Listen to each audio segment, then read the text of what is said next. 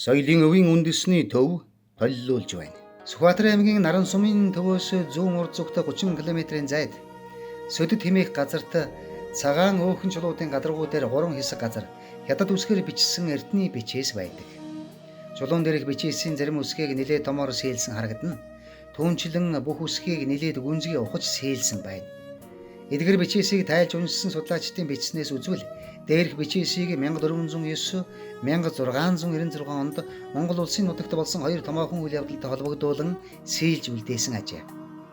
Нэгдүгээр бичээст хуу нарыг барих уул, их мэнгийн эзэн хаан хуу дээрэмчдэг залхаан цэрлүүлэх их зэргийг удирдан үүгэр өнгөрөв.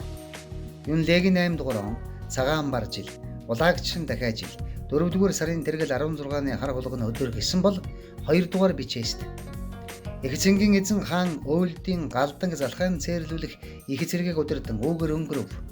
Эзэн хаан биерээр бичсэнийг хаданд сээлв. Тэнгэрийн дор байгаа бүхэн хаан миний балчир хөөхд. Төвшөтгэн тогтоосон хязгаарнуудыг харш хордонгүй цэвэршиж, уул ус ивэн дитгэж, ургац өвс амтад булаг дэлгэрүүлв. Эзэн үүгэр өнгөрөхдөө энэ чулуунд сийлүүлв. Энг амгалангийн 35 дугаар он улаан хулган жил, улаан нохой сарын 4-р сарын тэргэл 14-ний шаргачин гахаа өдөр гэжээ.